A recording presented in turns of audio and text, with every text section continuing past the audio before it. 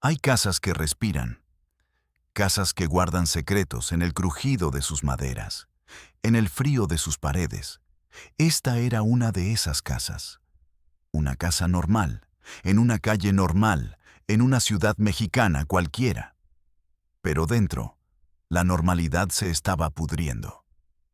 Se estaba convirtiendo en un espectáculo, un experimento, una tragedia televisada que nadie veía. Yo soy Mateo del Valle, y esto es Realidad Prohibida. La historia que les contaré hoy no es una ficción, no es una película de terror. Es el eco de gritos ahogados por contratos de confidencialidad. Es el hedor de la ambición humana cuando se mezcla con la desesperación. Es la prueba de que el peor monstruo, a veces, sostiene una cámara. Y nos sonríe. Nos pide que actuemos con naturalidad. Si crees que hay verdades que deben salir a la luz, sin importar cuán oscuras sean, te invito a suscribirte, a unirte a esta búsqueda. Porque el silencio solo protege a los culpables. Y nuestra memoria es la única justicia que les queda a las víctimas. La familia Castañeda parecía un retrato, un cliché de la clase media aspiracional. Ricardo, el padre, un hombre de manos fuertes y mirada cansada. Elena, la madre, una mujer cuya sonrisa no siempre llegaba a sus ojos. Y los hijos. Sofía, de 19 años. Javier, de 21. Jóvenes, atractivos, llenos de un futuro que aún no sabían que les sería robado. Vivían en una casa de 2 pisos en Querétaro. Una casa con un pequeño jardín que Elena cuidaba con devoción, como si las flores pudieran ocultar las grietas que crecían en los cimientos de su familia. No eran infelices. No del todo. Eran algo peor. Estaban aburridos, asfixiados por la rutina, por las deudas silenciosas, por los sueños que se habían encogido con cada año que pasaba. Y entonces, un día, la televisión llamó a su puerta, no como un escape, sino como una jaula. El hombre que llamó a su puerta se llamaba Marco Aguilar. No parecía un demonio, parecía un productor de televisión. Vestía jeans de diseñador y una camisa impecable. Hablaba con la seguridad de quien vende futuros garantizados. Era carismático, magnético. Su producto era un nuevo reality show. Un formato revolucionario, decía. El Nido se llamaba. El concepto era simple y aterrador. Una familia, aislada del mundo por 3 meses, sin teléfonos, sin internet, sin visitas, solo ellos. Y las cámaras. Cámaras en cada habitación, en cada rincón, grabando cada susurro, cada lágrima, cada secreto. Buscamos la verdad humana sin filtros, les dijo Marco, con una sonrisa que valía $1.000.000. Queremos mostrar cómo son los lazos familiares de verdad, sin la máscara social. Les ofreció dinero. Mucho dinero. Suficiente para pagar la hipoteca, el coche, la universidad de Sofía. Suficiente para comprar un nuevo comienzo, y les ofreció fama. La promesa de ser vistos, de ser importantes, dejar de ser una familia más en una calle más. Ricardo dudó. Vio la invasión, la pérdida de la intimidad. Elena, sin embargo, vio una oportunidad. Una salida de la cocina, del jardín, de la invisibilidad. Sofía y Javier vieron una aventura, algo que contar, una forma de escapar de la predecible vida que les esperaba. La oferta de Marco no era solo dinero, era una droga. Una dosis de validación que la familia Castañeda necesitaba desesperadamente. Firmaron el contrato sin leer la letra pequeña. Nadie lee la letra pequeña cuando le prometen el cielo. Se despidieron de sus amigos, de sus familiares. Les dijeron que se iban a un largo viaje. En cierto modo, era verdad. un viaje del que nunca regresarían del todo. 2 semanas después, un equipo de producción selló la casa. Instalaron las cámaras, los micrófonos, las luces frías que nunca se apagarían. La casa de los Castañeda dejó de ser un hogar. Se convirtió en un set de televisión, un laboratorio, un nido de víboras que ellos mismos alimentarían. Marco Aguilar les dio una última instrucción a través de una pantalla instalada en la sala. Olvídense de nosotros. Vivan. Sean ustedes mismos. Nosotros nos encargamos del resto. La puerta se cerró. El cerrojo sonó como el fin del mundo. Y el espectáculo comenzó. Las primeras semanas fueron extrañas, incómodas. La conciencia constante de ser observado. Se movían con una rigidez artificial. Sus conversaciones eran forzadas, superficiales, hacían chistes. Cocinaban juntos, veían películas viejas. Pretendían ser la familia perfecta que la producción quería. Pero el aislamiento, como un ácido, comenzó a disolver las apariencias. El aburrimiento se convirtió en irritabilidad. Los pequeños roces se transformaron en discusiones. Las viejas heridas, que habían cicatrizado mal, comenzaron a supurar.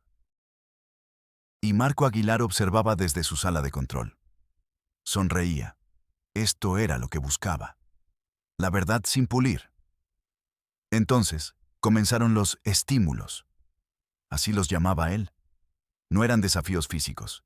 Eran juegos psicológicos, diseñados para romperlos, para exponerlos. El primer estímulo apareció en la pantalla de la sala. Confesión obligatoria. Cada miembro de la familia debe escribir el mayor resentimiento que siente hacia otro y leerlo en voz alta. El silencio en la habitación fue denso, pesado. Podías sentir el pánico. Se miraron unos a otros, los ojos llenos de traición. Pero el contrato era claro. La participación era obligatoria. Ricardo escribió sobre la decepción que sintió cuando Elena renunció a su carrera. Elena escribió sobre la soledad que sentía cada noche cuando Ricardo llegaba a casa y se encerraba en sí mismo. Las palabras eran crueles, honestas de una forma brutal. Lágrimas, gritos, acusaciones. La familia perfecta se desmoronó en una hora.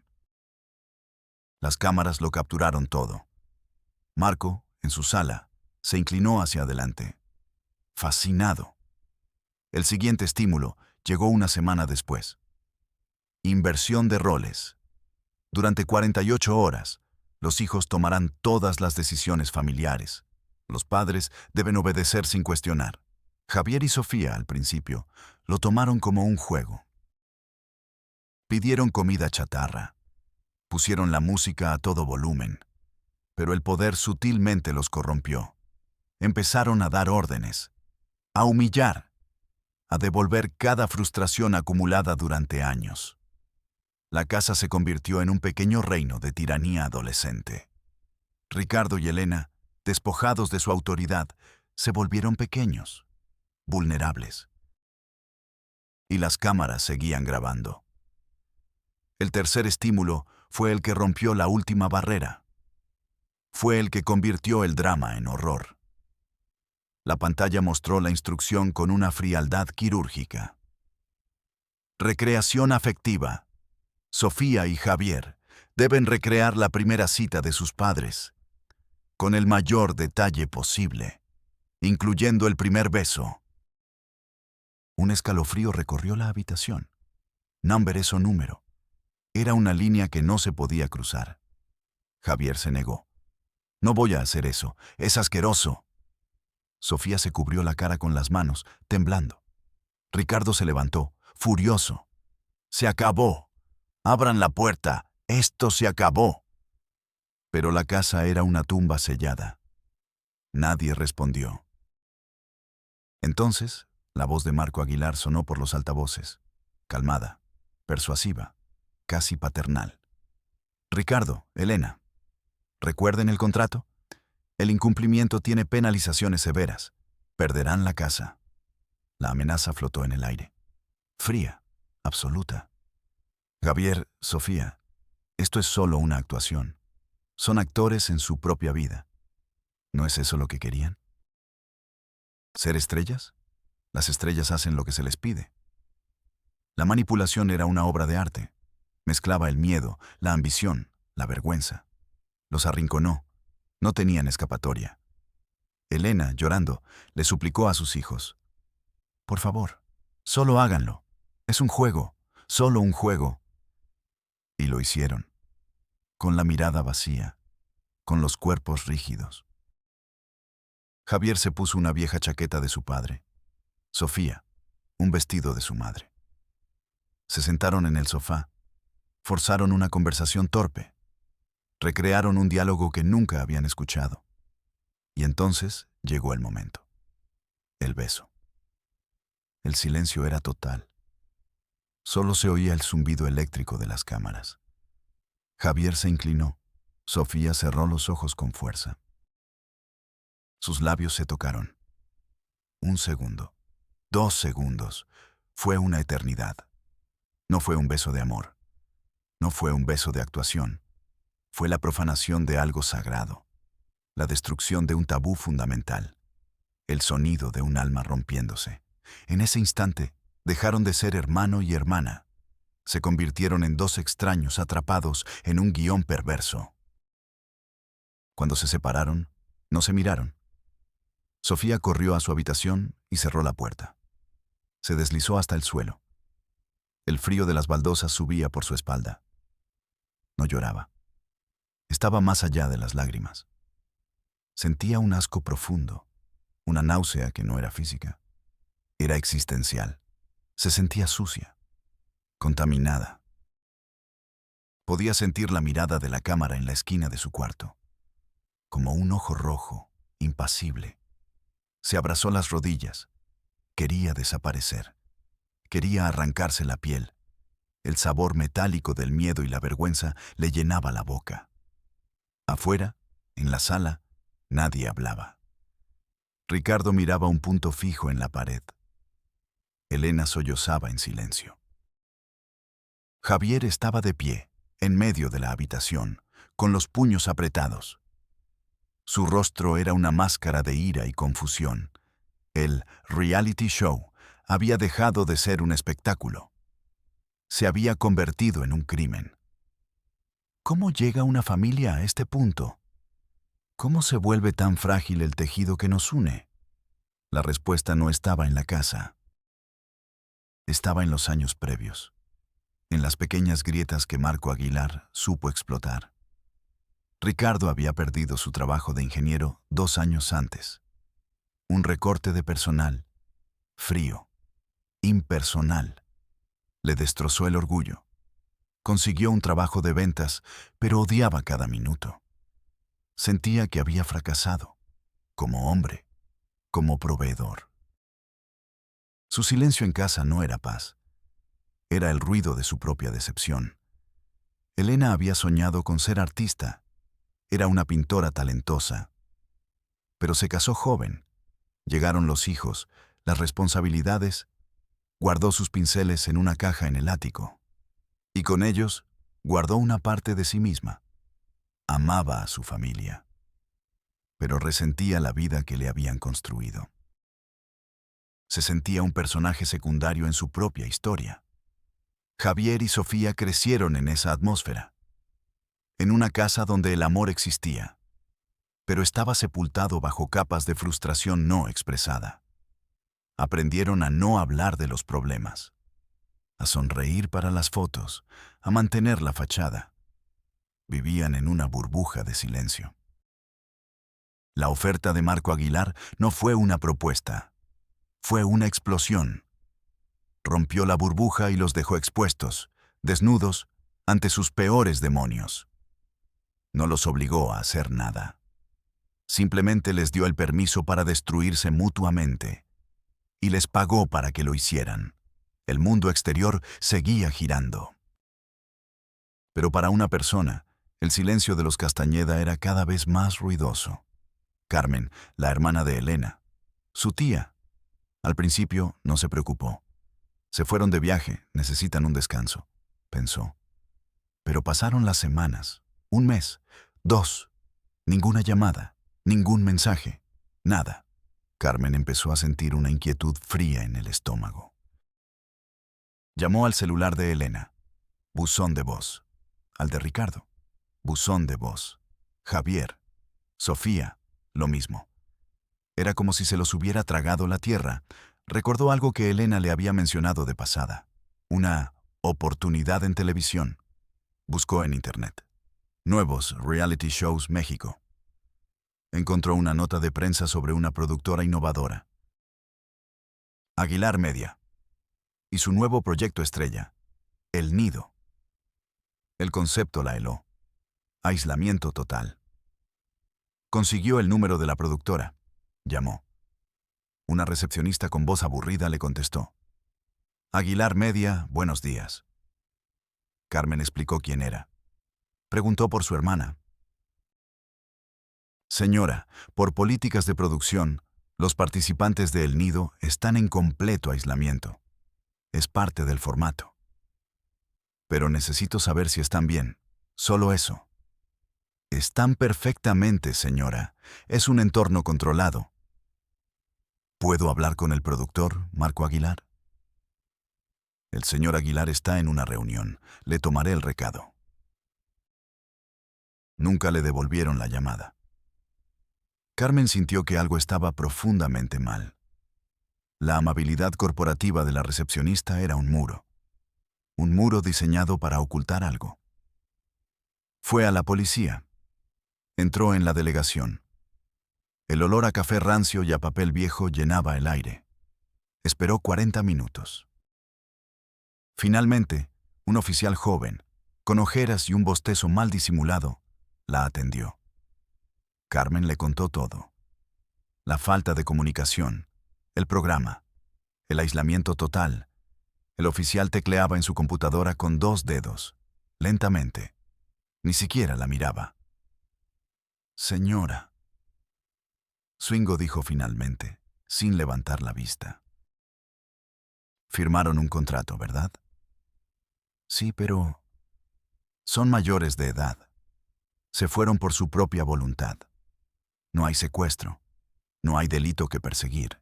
Es un acuerdo privado entre ellos y la productora. Pero es que mi instinto me dice que algo no está bien. Es inhumano tener a la gente encerrada así. El oficial suspiró.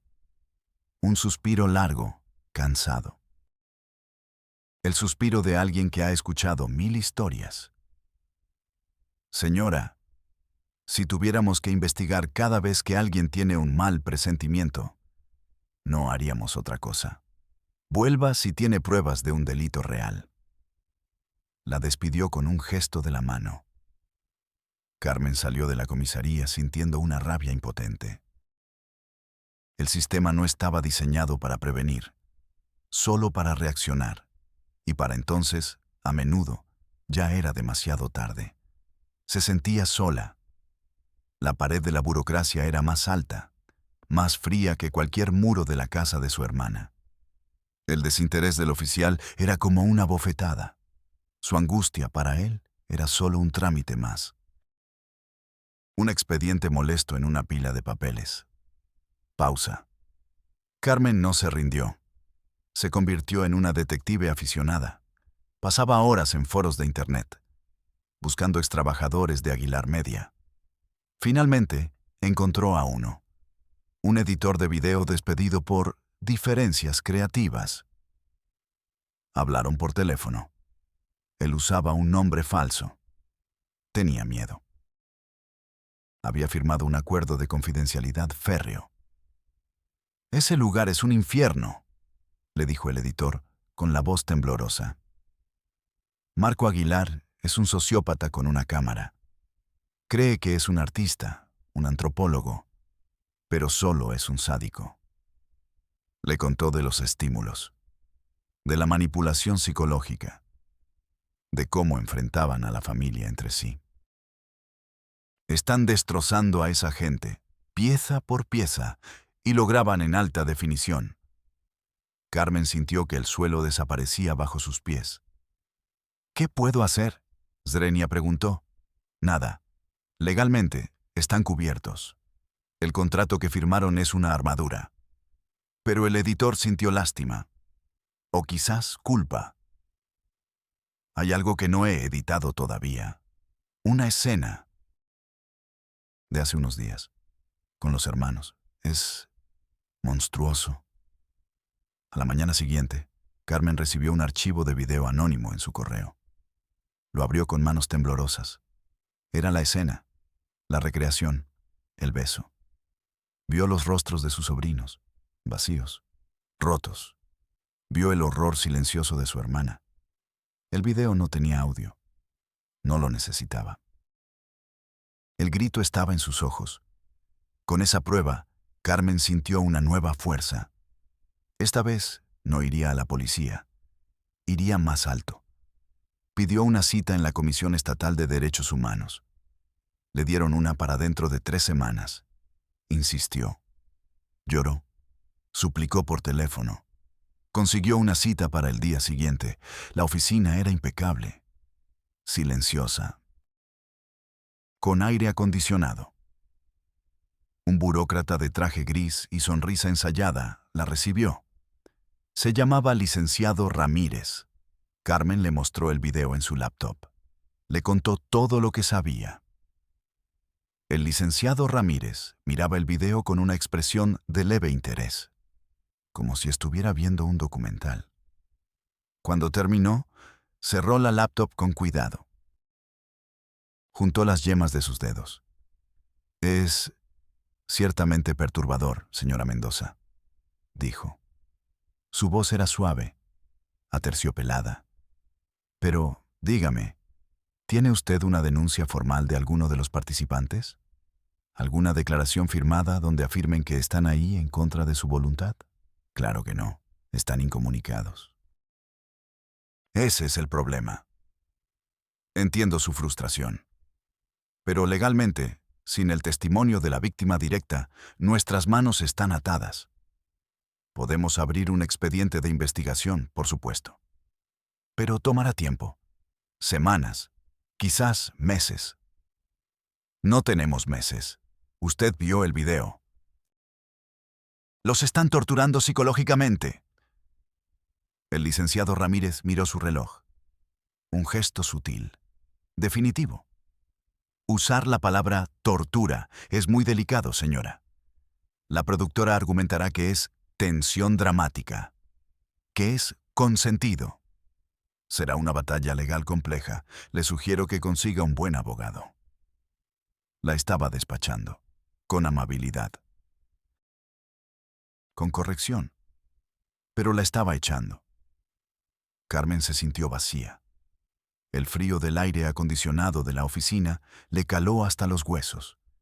El sistema no era un muro, era un pantano, un laberinto de formularios, de procedimientos, de tecnicismos. Un lugar donde la urgencia humana se ahogaba en la jerga legal. Su sobrina estaba siendo violada en su esencia, en su alma, y la respuesta del sistema era: llene el formulario correcto. Desesperada, Carmen hizo lo único que le quedaba.